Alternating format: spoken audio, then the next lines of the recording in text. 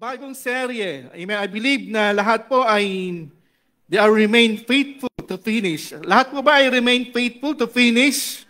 Yung mga panawagan nyo, amen? Amen? Kanina, pagpunta ko dito kanina, aga pa, pero parang wala na akong maparkingan. Yung pala, nakita ko, Concepcion 2 pala. Lahat may sasakyan, puno agad. Amen? Amen po ba? So, lahat nag-minister, nag-work, amen, nag-ushers. So, sino pa rito yung wala pang ministry? Kasi pag hindi magiging totoo yung faithful to finish kung wala ka pang ministry. Amen po ba? Sino po naniniwala doon? So, lahat po ba ay meron ng ministry? Parang hindi pa, wala pa yata eh. Sino pa yung walang ministry dyan? May nagtaas ko ngayon. So, ito na yung oras para maglingkod po tayo. Amen po ba?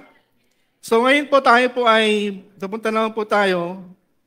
So, as we, having remained faithful to finish what we have started, mga kapatid, we can now embrace the call to be, to be careful for nothing. Amen? Trusting fully in the journey ahead with Jesus our Lord and Savior. Amen po ba? So pag sa ating journey, kailangan po wala po tayong masyadong aalalahanin. Amen? Amen. Anong sabi ng Panginoon, di ba? Sabi niya nung nagpadala siya ng mga manggagawa ng mga workers, di ba? Huwag kayong magdala ng ganito, ganyan. Kasi anong sabi ng Panginoon? Siya ang magpo-provide. Amen? Hindi mo kailangan magdala ng ganyan, ganito. Ano pa yung mga pinapadala, di ba? Pero ang sabi niya, kapag hindi kayo tinanggap doon sa pinuntahan ninyo, ipagpag nyo lang ang inyong paa. Amen? Yun ang sabi, di po ba? So ibig po sabihin, kapag ikaw ay maglilingkod, there is always a provision. In every vision, in every mission, there is always a provision. Amen? So hindi ka pwede mag-alala sa anumang kakanin mo. Amen? Anong shelter, anong paman susuot mo, hindi po tayo mag-aalala sapagkat kung tayo po ay maglilingkod sa Panginoon. Amen po ba? Amen. So ngayon po, careful for nothing series po tayo ngayon. So sabi po, basahin po natin ng Philippians chapter 4. Ito po yung pinakaparang teksto ng series na yan, mga kapatid. Philippians chapter 4, verse 4 to 7. Babasahin po natin sa Amplified Version. So, basahin po natin ng sabay-sabay. In 1, 2, 3, go. Rejoice in the Lord always. Delight, take pleasure in Him. Again, I will say, rejoice. Let your gentle spirit, your graciousness, unselfishness, mercy, tolerance, and patience be known to all people. The Lord is near. Next verse. Do not be anxious or worried about anything, but in everything, every circumstance and situation, by prayer and petition, with thanksgiving, continue to make your specific requests known to God, and the peace of God, that peace which reassures the heart, that peace which transcends all understanding, that peace which stands guard over your hearts and your minds in Christ Jesus, is yours. Ituro mo nga yung katabi mo, is yours. Amen? Yung sinasabi na yung peace na yan ay nasa iyo. Amen? Amen po ba? So, for to be careful for nothing means that we are never anxious about anything. Amen? Ito po ay opposite ng nung pagiging anxious, pagiging trouble, may takot ka. Hindi po yun, mga kapatid. Kailangan po ay do not be anxious, careful for nothing. Sabi po sa, yung pinakinggan ko po yung si Pastor Keith, di po ba?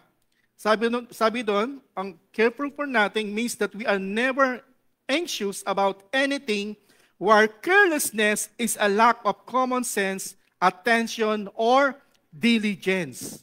So be careful for nothing, again, meaning to not be anxious or worried about anything. Amen? Naintindihan po ba natin, mga kapatid? So, worry never changes things. Prayer does. Amen? Kaya wag po tayong mag-aalala. Amen? Huwag tayo masyado. Sapagkat, sabi ko nga kanina, in the presence of worry, fear, doubts, absent ang pananampalataya, absent ang faith. Amen?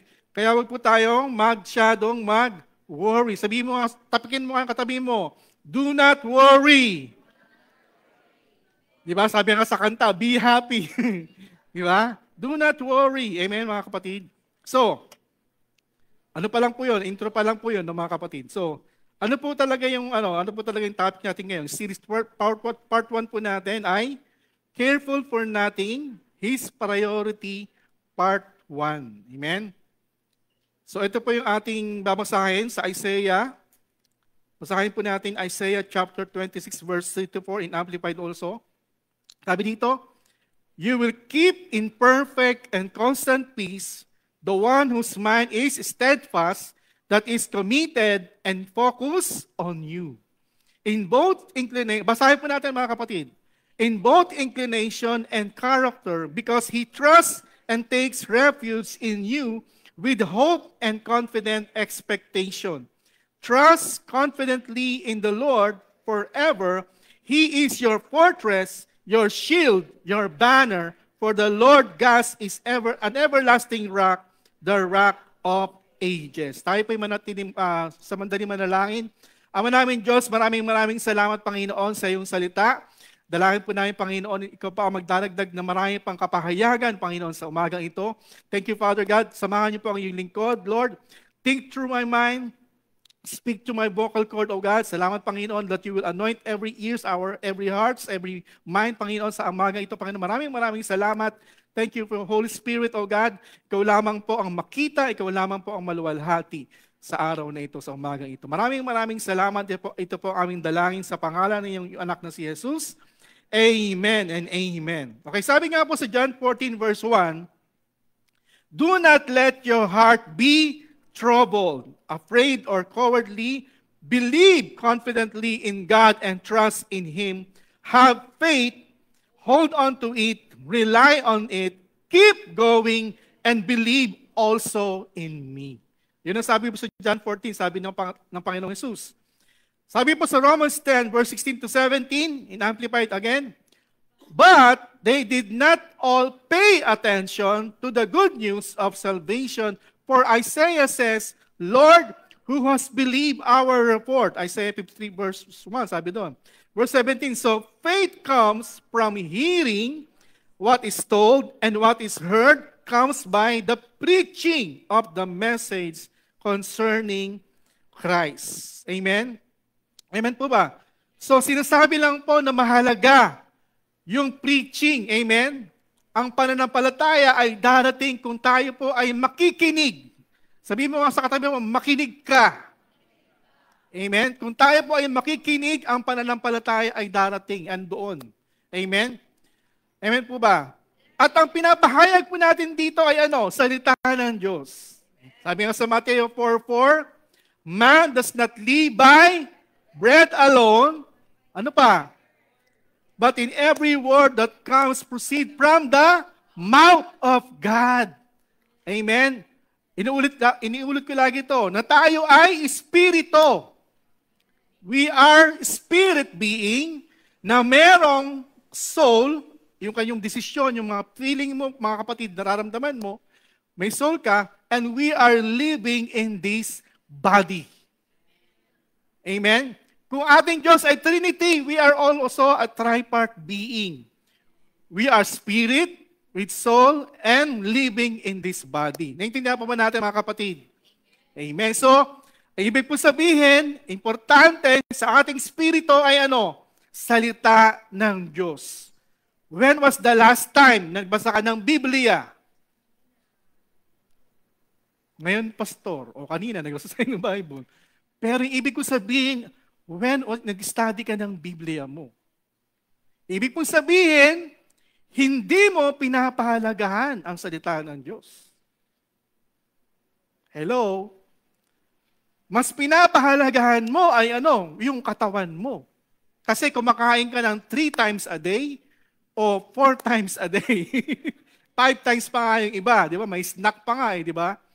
Amen? Nakita niyo po mga kapatid, kung ano ang mas pinapahalagahan mo, kung hindi po tayo nagbabasa ng Biblia, ng salita ng Diyos. Hello, may kausap pa po ba ako mga kapatid? Pero kung ikaw ay mag-Facebook, di ba? Manood ng TV, primetime bida, ano pa ba yan? Ano pa ba yung mga... di ba? Ilang oras yon, di ba? Netflix, series. Pero, kamusta yung pagbabasa mo ng Bible? Amen? So, nakikita mo kung ano ang mas mahalaga, ang mas priority mo. Dahil dun sa kung ano yung ginagawa po natin. Amen? Kung ano ang mas binibigyan natin ng pansin, yun po ang mas pinapahalagahan po natin. Naintindihan niyo po ba, mga kapatid? Amen? Excuse me lang, no? Kung halimbawa, most of the time, ikaw ay nasa trabaho. Amen? Nakatira ka na sa trabaho. Di ba? Naka-check-in ka na doon. Hello? Pero hindi mo nalalaman kung anong nangyayari sa mga anak mo, sa asawa mo. Amen? Amen po ba? Sumakabilang bahay na pala yung asawa mo, hindi mo alam. Amen? O yung mga anak mo, buntis na pala. Hindi mo alam. Bakit? Kasi mas priority mo yung trabaho. Nag-check-in ka na doon sa trabaho mo. Hindi ka na umuwi. Kita niyo pa mga kapatid? Amen? So nakikita po doon kung ano ang mga pinagagawa po natin. Malalaman mo na kung ano yung mas priority mo, mas pinapahalagahan mo. Amen? Hindi naman kayo galit sa akin, no, mga kapatid. Okay, balikan po natin mga kapatid, no? Nawala kasi, hindi ko nadala yung antipara eh. Amen, so, okay, mahalaga po mga kapatid na pakainin po natin yung ating espiritu, feeding the spirit. Our spirit needs nourishment from God's word just as our bodies need food. Amen? Ano pa po? Kung meron tayong pinapakain po natin yung espiritu, magkakaroon tayo ng strong spirit. The power of a strong spirit. A strong spirit sustains us through pain and trouble. Marami nagtatanong sa akin, kamusta ka na? Kamusta ka na, pastor? Kamusta ka na? Kahit yung mga kaibigan ko, siyempre mga kaibigan po tayo, mula nung high school pa, pag nakikita ka mo kamusta ka na? Wala ka pang asawa. Kasi sila, mga ganun, di ba? Marami silang sinasabi. Meron pa nga iba dito, kasi ngayon pala yung mga matindi na pala. Dating ang natandaan ko before, doon sa mga prostitution, ay doon lang sa Farmers Plaza, sa Cubao, nakalat doon. Pero ngayon pala, online na rin. Ginagamit nila yung mga Twitter, Telegram, alam niyo yung Telegram, di ba? Nandun na. Di ba? So sinasabi ng hindi mo kailangan magpakasal, hindi mo kailangan mag-asawa, ang dami dyan. So sinasabi ng mga iba naming mga kabatch ng high school o ng college. So, iba na ngayon mga kapatid, di ba? Grabe na yung mga talamak na ngayon, di ba? Kaya kawawa yung mga kabataan kung sila po ay babad sa social media at hindi nababantayan. Amen? Kung ano-ano na lang ang nakikita po nila sa social media. Amen? Kasi alam nyo ba as of now, mga kapatid, kahit yung mga magulang, hinahayaan nila yung kanilang mga anak gamitin. Amen? Kaya kailangan importante magawa ng batas po yun, yung sa mga cyber, sa pornography, mga kapatid. Di po ba? So yun po mga kapatid, kailangan tayo ang ating spirito ay lagi napapakain sapagkat kailangan natin magkaroon ng strong spirit. A strong spirit sustains us through pain and trouble. Billions are spent on physical and intellectual growth. Diba? Hello? Diba? Kailangan pumayat, gym, diba? Ganon-ganon, diba? Pero, I'm not saying na mali, no? Mali po yung kasi nga, nakikita ko naman yung ibang mga transformation, diba? Palakpakan natin yung mga talagang complete, talagang, ang tawag dito, mga consistently, kasi ako hindi ko nagagawa. Dati nagagawa ko, pero ngayon hindi na nagagawa kahit yung paglalakad. Pero, kapatid, Ano ang mas mahalaga? Kung yun ba ay kailangan, kamustahin mo naman yung Bible mo. Amen? Hindi masama yung ganoon mga bagay na yun, pero importante, sabi ko nga kanina, yung Bible po natin, yung pagbabasa po natin, pag-study natin ng Biblia. Amen? Nag-spend tayo ng, alam mo, nag-spend tayo ng sobrang laki ng ang tawag dito, membership ba yung tawag doon? Sa mga gym. Pero, yung mga o yung kahit Biblia na lang, hindi tayo makabili, di ba? Nakaano tayo, libre na nga yung Bible app, hindi mo pa binabasa. Hello! Di ba? Kapatid, 2020, magto-2026 na, magbago na po tayo. Amen? Hello? So makikita po doon yung ano ba yung priority po natin. Amen? If we can, alam niyo, if we can create a program or set a menu or diet for ourselves, bakit hindi tayo makagawa ng, alam mo yon, ng schedule to study your word? Amen? Amen po ba? Kasi ano mas priority mo? Yung katawan mo, yung body na naman. Pastor, kasi ano na meron na akong, ang laki na ng tiyan ko Di ba, sabi nga, umattend ako ng seminar minsan.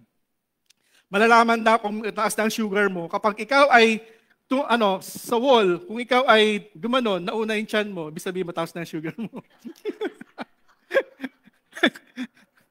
Yun ang sabi ng doktor. So tama nga naman. Kung nauna na yung tiyan sa wall, pag gumanong ka, dumikit ka, nako, problema na yan. So, I'm not saying na mali po yun, mga kapatid, pero ang sinasabi ko lang po, mga kapatid, ang priority po natin pa rin ay ang salita ng Diyos. Amen po ba? So kapatid, ikaw ba ay ready na makinig? Nagsisimula pa lang tayo. Ready na ba kayo makinig? Amen? Sa salita ng Diyos. Okay, basahin po natin again yung Isaiah chapter 26, verse 3. Sumalan po natin to verse 3. Okay? You will keep in perfect and constant peace the one whose mind is steadfast, that is committed and focused on you in both inclination and character, because he trusts and take refuge in you with hope and confident expectation. Amen? Kapag daw tayo, amen, ay nakatuon po tayo sa ating Diyos, sa ating isip ay nakafocus, amen, sa ating Panginoon, natitiwala po tayo sa ating Diyos. Amen? Amen po ba? Hindi tayo lagi tayong may kapayapaan. Amen? Hindi tayo mag-aalala. Hindi po tayo mag-worry. Hindi po tayo matatakot. Amen? Kahit na bumagsak ang mga bundok. Amen? Amen po ba? Hindi po tayo matatakot. So, ano ang sinasabi ng ating Panginoon dyan, mga kapatid? God's promise of perfect peace. Sinasabi ng ating Panginoon na peace is available now, not just in eternity. Amen? Sinasabi ng iba, nako, matatanggap mo lang yung peace na yan pag namatay ka na. Rest in peace. No! Kahit po nandito po tayo, mga kapatid, buhay pa tayo, ang peace na sinasabi ng ating Diyos ay available now. Sabihin mo nga, now. God's peace is available now. Amen?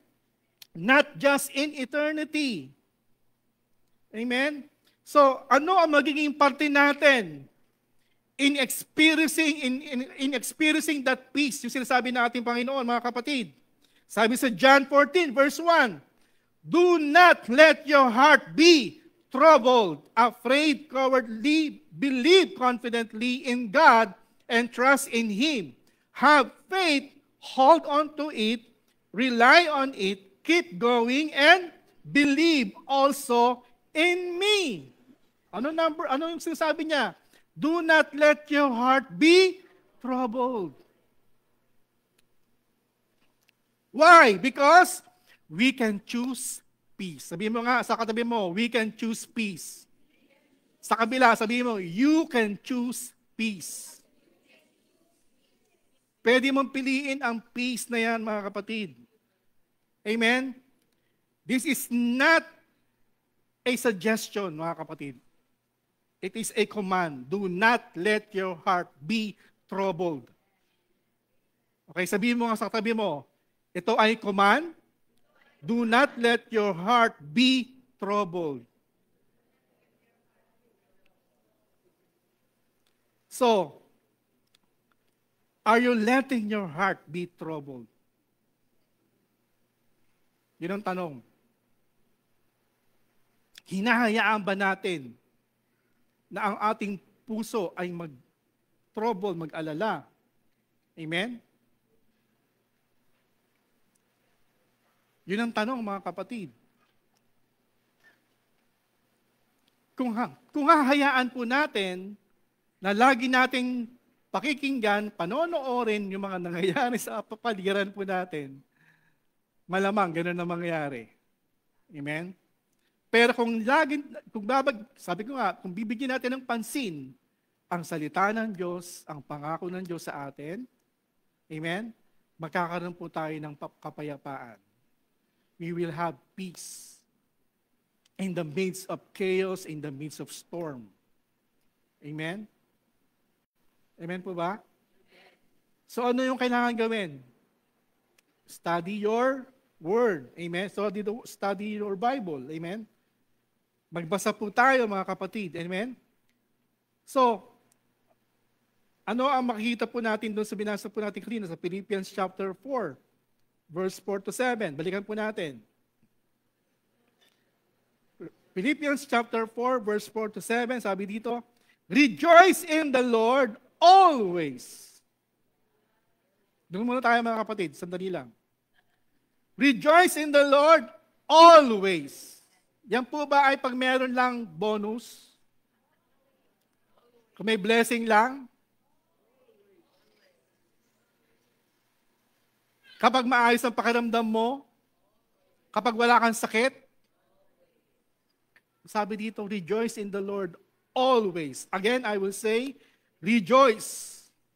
Verse 5, let your gentle spirit, your graciousness, unselfishness, mercy, tolerance, and patience be known to all people. The Lord is near. Kaya nga ito yung mga ng mga magulang, di ba? Hindi mo pwedeng ipakita sa mga anak mo ikaw ay, di ba, nag-rattle ka na, nagpapanik ka na. No, hindi pwede. Kasi kailangan makita sa iyo na sa iyo ang kapayapaan. Amen? Kaya mahalaga na tayo ay nag-study ng ating Biblia. Amen? Lumalakas ang ating espiritu. Nagpe-pray po tayo, mga kapatid. Nagpupuri po tayo. Amen? Yun ang magpapalakas sa ating espiritu. Amen? Hello? Naintindihan po ba natin, mga kapatid? So yun po kailangan po natin gawin yun. Next verse. Do not be anxious or worried about anything, but in everything, in every circumstance and situation, by prayer and petition with thanksgiving, continue to make your specific requests. Specific daw, request known to God. Amen. Ang ginagawa po kasi natin, pinapaalam natin yung specific request na yan kay Bombay, kay kumpare, kay kumare. Ito nakakalungkot, minsan kay pastor.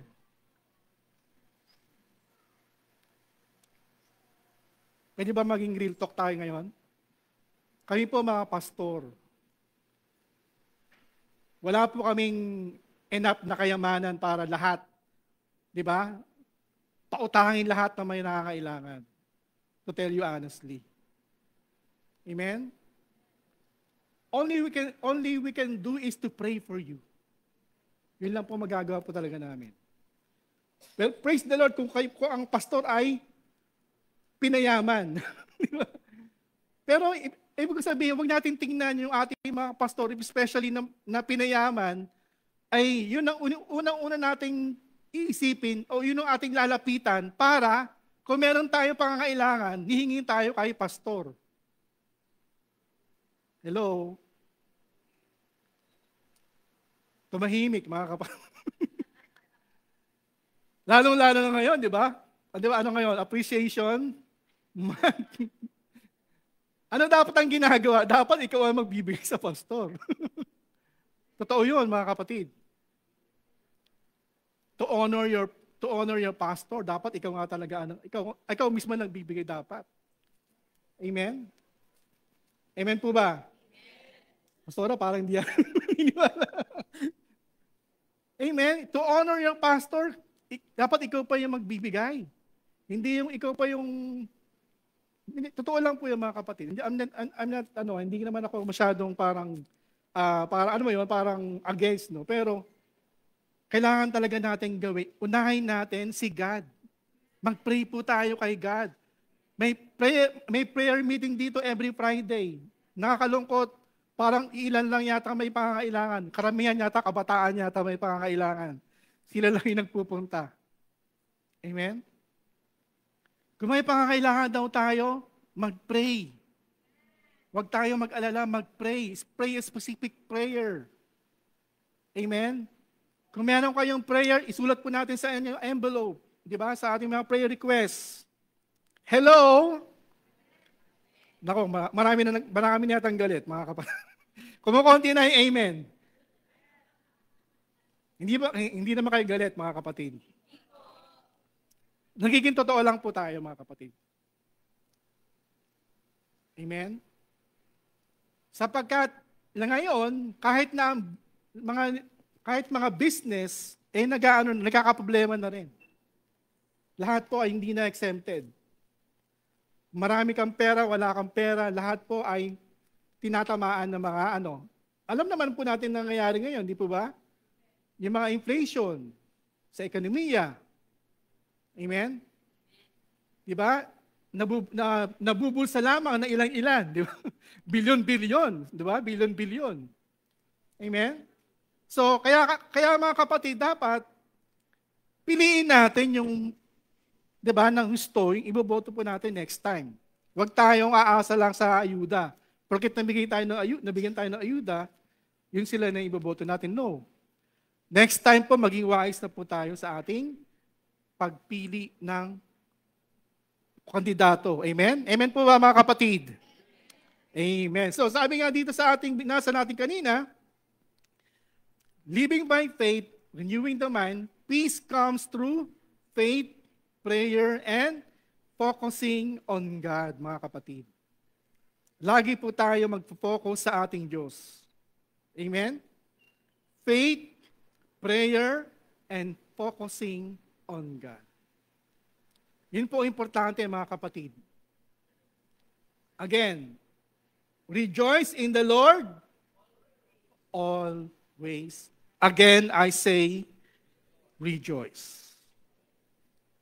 Amen po ba? Amen. So, next. Sabi po sa Matthew 6, verse 19 to 24. Anong sabi po dito? Do not store up for yourselves material treasures on earth, where moth and rust destroy, and where thieves break in and steal.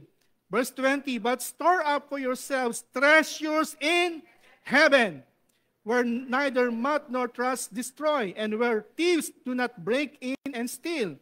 Verse 21, for where your treasure is, there your heart, your wishes, your desires that on which your life centers will be also. Next verse. Verse 22, the eye is the lamp of the body, so if your eye is clear, spiritually perceptive, your whole body will be full of light, benefiting from God's precepts. But if your eye is bad, spiritually blind, your whole body will be full of darkness, devoid of God's precepts. So if the very light inside you, your inner self, your heart, your conscience is darkness, how great and terrible is that darkness. Okay, verse 24. No one can serve two masters, for either he will hate the one and love the other, or he will be devoted to the one and despise the other. You cannot serve God and mammon, money, possession, fame, status, or whatever is valued more than the Lord. Amen? Focus on what really matters most. Because earthly possessions are temporary. Heavenly investments are eternal. Sabihin mo nga eternal. So, lahat po ng mga earthly possession, lahat po yan ay temporary, hindi po natin madadala sa langit. Hindi natin madadala kahit sa lupa. Amen? Amen po ba?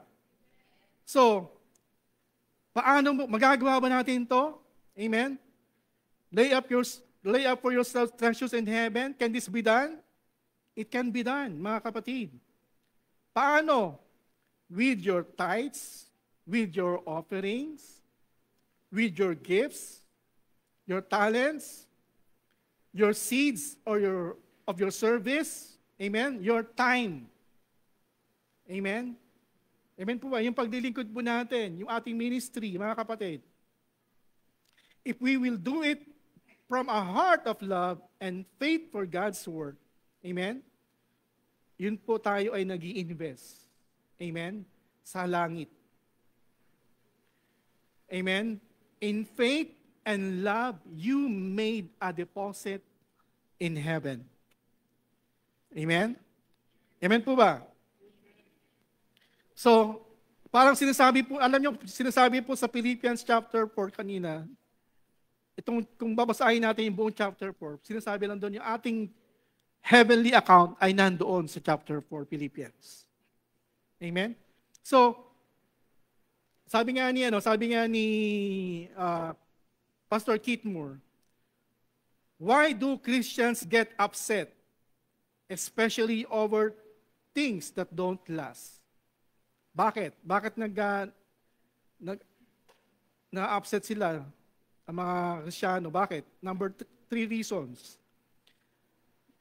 There are 3 main reasons. Number 1, lack of faith, lack of love, and number 3, ano yun? Wrong priorities. So, which of these 3 do you struggle with? Alin dyan sa tatlong yan ang nagkakaroon ka ng struggle lately? Amen? Nag-struggle ka po ba dyan sa mga yan? Lack of faith, lack of love, wrong priorities. Why? Because nag-iiba na ang perspective po natin. Kapag ang perspective po natin ay makamundo na. Amen? Ang mas pinapahalagahan ay mga material things, nag-iiba na rin ang ating perspective. Pero, kung ating pahalagahan ang salita ng Diyos, yung mga pangako ng Diyos, amen? Kung yun ang ating bibigyan ng pansin, ang perspective po natin ay nakaayon sa ating Diyos. Amen po ba? Sino nakapagbasa na ng Proverbs? Book of Proverbs. Alam niyo po, maganda ulit-ulitin ng Book of Proverbs kasi nandun halos lahat yung mga practical application. Amen? Amen po ba? Nandun lahat. So makikita mo rin doon yung mga dapat i-prioritize. Amen? So again, basahin ko po yung Matthew 6 verse 22 to 23. Sabi po dito, the eye is the lamp of the body, so if your eye is clear, spiritually perceptive, your whole body will be full of light, benefiting from God's precepts. But if your eye is bad, spiritually blind, your whole body will be full of darkness, devoid of God's precepts. So if the very light inside you, your inner self, your heart, your conscience is darkness, how great and terrible is that darkness. Amen? So mga kapatid, importante na lagi natin alam yung God's precepts. Amen? Paano malalaman? Bible pa rin, salita pa rin ng Diyos. Amen po ba? Naintindihan po ba natin, mga kapatid? Babalik at babalik pa rin tayo, salita ng Diyos, mga kapatid. Malalaman natin yung God's precepts. So, kung wala po tayong alam, hindi natin alam yung about sa Biblia, sa salita ng Diyos, ano mangyayari sa spirito po natin? Full of darkness. Amen? Wala tayong alam sa salita ng Diyos. Wala tayong alam sa pangako ng Diyos. So ano mangyayari, mga kapatid? Amen? Ano na lang mangyayari? Nasa dilim po tayo. Hindi natin alam gagawin. Amen? Kaya sabi sa verse 25 hanggang verse 33, medyo mahaba ito, mga kapatid.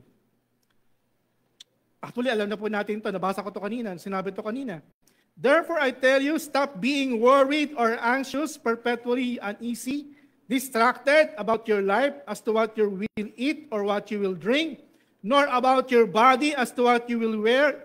Is life not more than food, and the body more than clothing? Look at the birds of the air. They neither sow seed nor reap the harvest, nor gather the crops into barns, and yet you, Heavenly Father, keep feeding them. Are you not worthy much more than they? Amen? Ang ibon, lahat ng ibon, hindi sila nagwo-worry sa ano ang kakanin nila. Amen? Laging nandyan ang Diyos. Amen? Mga kapatid, sabi pa sa verse 27, and who of you by worrying can add 1 hour to the length of his life? Amen? Kahit anong worry mo, hindi yan makaka-add ng taon sa buhay mo. Verse 28, and why are you worried about clothes? See how the lilies and wild flowers of the field grow. They do not labor nor do they spin wool to make clothing. Yet I say to you that not even Solomon in all his glory and splendor dress himself like one of these. Amen? Huwag daw tayong mag-alala kung ano yung susuot natin. Amen? Kaya minsan maganda kung ano na lang, kung black o puti na lang, mas madali, di ba? Kasi minsan, pipili ka ng damit, ang dami, iba-ibang kulay. Ano kaya dito? Anong color ba? Hindi, mas maganda, black and white na lang. Minsan ganun na lang para mas madali. So huwag ka dapat mag-worry kung ano yung susuot mo. Sapagkat ang Diyos, kahit nga yung mga lilies, di ba? Grabe kung paano ang mga lilies and wild flowers sila ay nag-grow. Napakaganda. Even yung mga flowers, makikita po natin. Amen? Alam niyo, alam niyo po ba na after ng pandemic, ang dami ko na nakikita ng mga iba't ibang urban birds. Kumbaga, na hindi mo makikita before, pero ngayon makikita mo na ang dami nila. Amen. Hindi ko na sasabihin, pero ang gaganda ng mga ibon na to. Sapagkat siguro dahil luminis yung atmosphere sa Kamaynilaan, kaya yung mga ibon na yun, iba-ibang ibon na yun, urban birds, ay makikita po natin sa ating mga community ngayon. Amen? So, kung ang mga ibon, yung mga lilies, hindi sila nag-aalala, ikaw pa, amen, na ikaw ay tao na anak ng Diyos. Amen? Sabihin mo nga sa katabi mo, anak ka ng Diyos. So, mag-aalala ka sa kakanin mo, susuot mo. Amen? Verse 30, but if God so clothes the grass of the field, which alive and green today and tomorrow is cut and thrown as fuel into the furnace, will He not much more clothe you, you of little faith? Therefore, do not worry or be anxious, perpetually uneasy, distracted, saying, what are we going to eat, or what are we going to drink, or what are we going to wear? For the pagan, Gentiles eagerly seek all these things. But do not worry, for your heavenly Father knows that you need them. Verse 33. Ito na.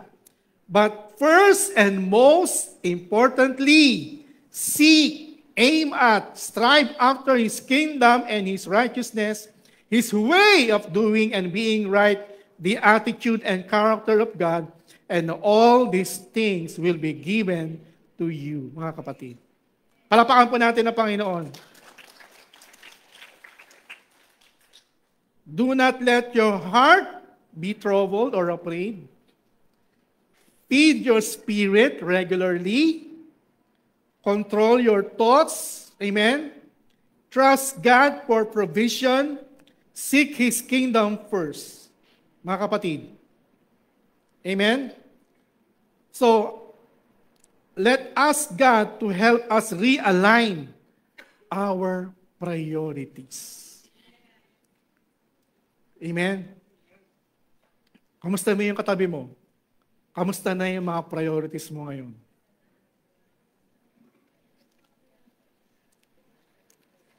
Kamusta na yung ating mga priorities? Hello?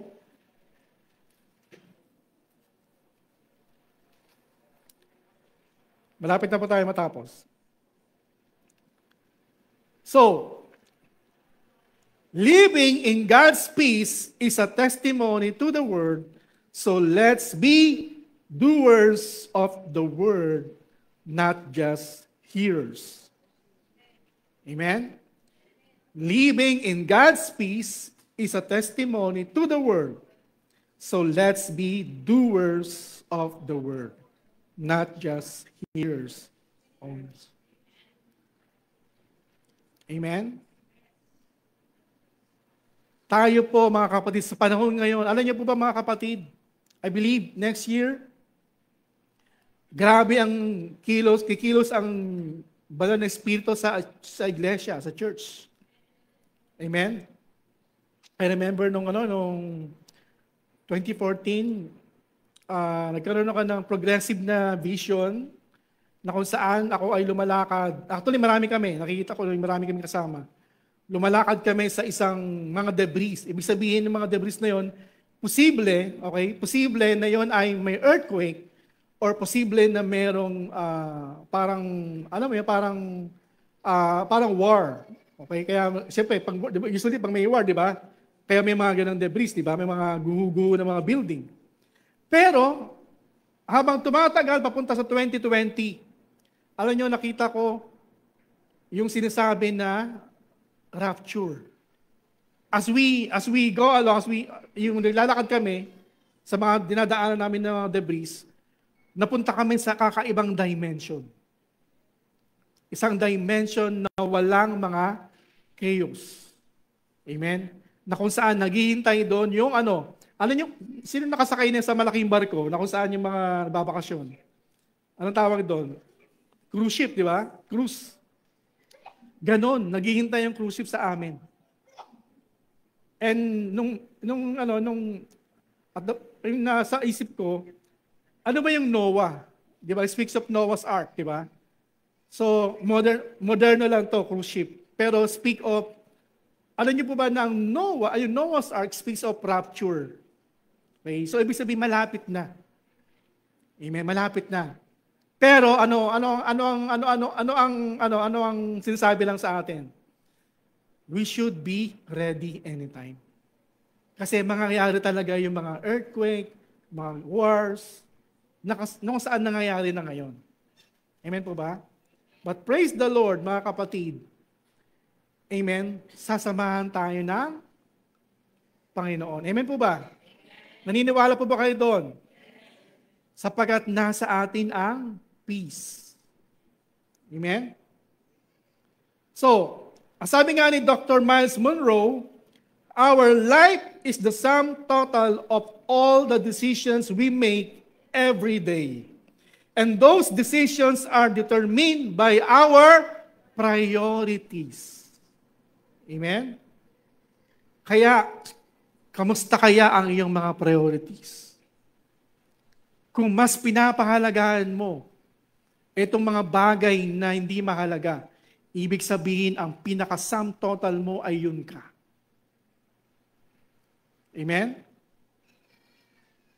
Amen po ba? Ang sabi ni Rick Warren, Living in the light of eternity changes your priorities. Amen? Ano ibig sabihin nun? We are the salt and the light. We are the light of this world. Amen, mga kapatid? Tayo ang ilaw. Nasa atin ang salita ng Diyos. Nasa atin ang banal na Espiritu. Amen? Amen po ba? So mas pahalagan, bigyan natin ng priority. Lagi natin pahalagahan yung ating mga espiritu. Amen? Ang kailangan natin, maging strong ang ating espiritu. Sa panahon ngayon especially. Study your word. Pray. Rejoice. Amen? Again, I say, rejoice. Amen? Okay, balikan po natin ulit. Matthew 6:33. Kasi nabasa ko sa The Passion Translation. Ang ganda eh. Matthew 6:33 verse 34. Matatapos na po tayo. So above all, constantly seek God's kingdom and His righteousness, then all these less important things will be given to you abundantly. Amen? Constantly seek God's kingdom and His righteousness. Kaya yung mga bagay na to na less important things, darating yan. Sabi mo sa katabi mo, darating yan mga kapatid. Kotse, bahay, pera.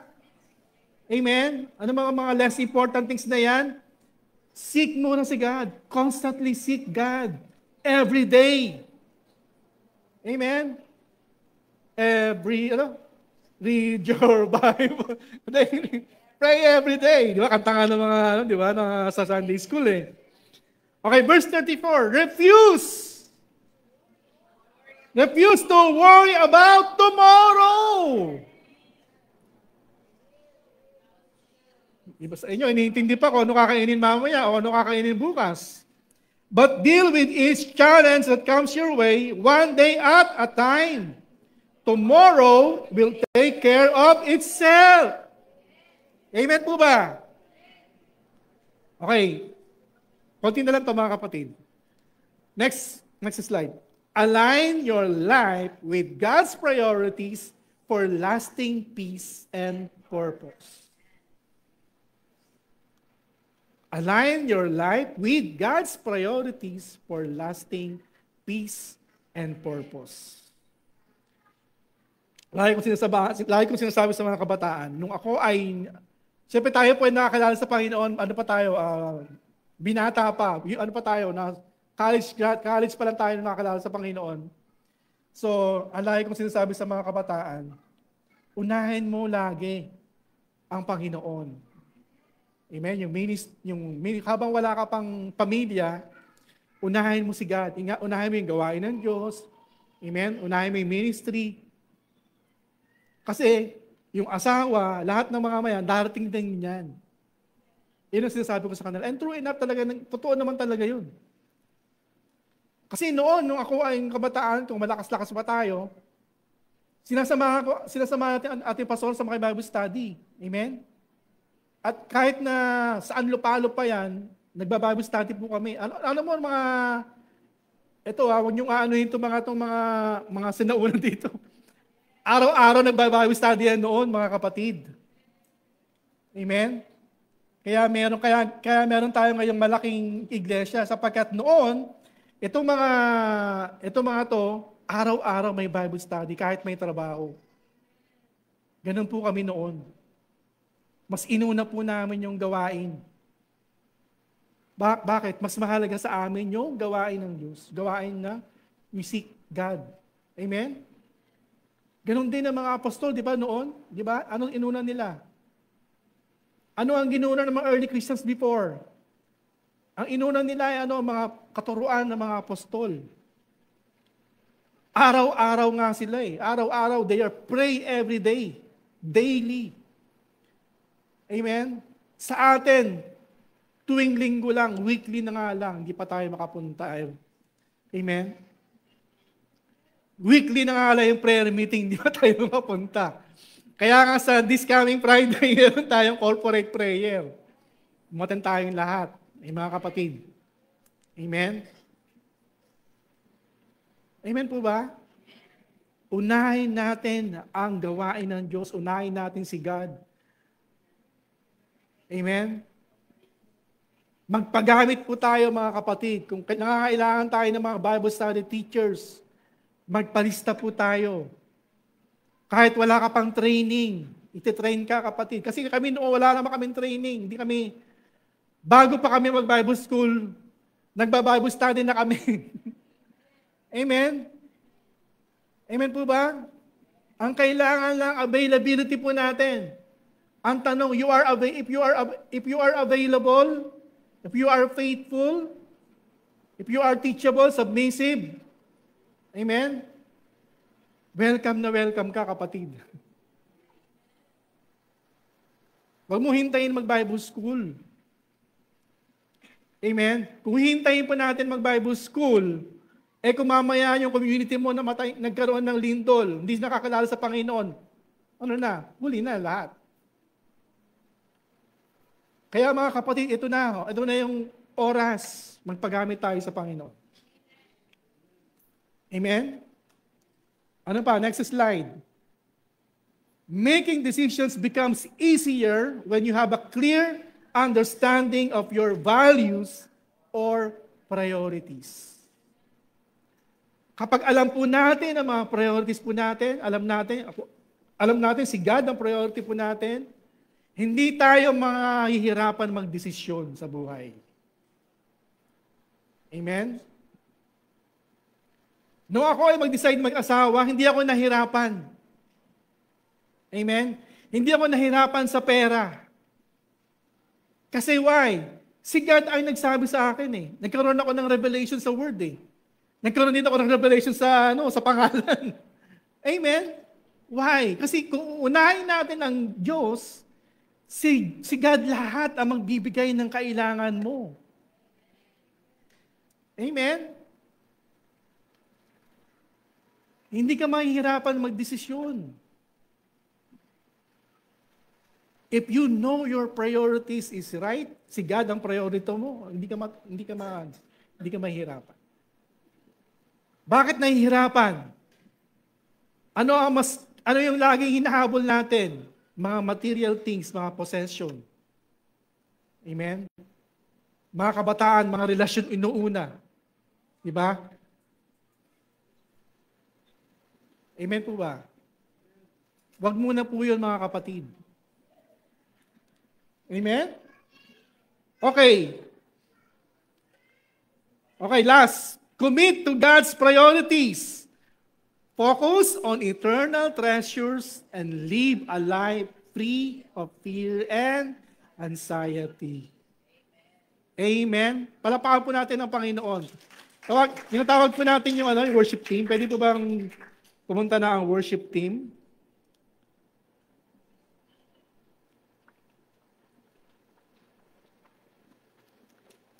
Magsabi ko nga kanina mga kapatid, tayo po tayo mga, let's ask God to help us. I believe, hindi naman sa atin lahat dito ay alam na yung priorities, di ba? Hindi tama ang priorities. But this morning, let us God to help us realign.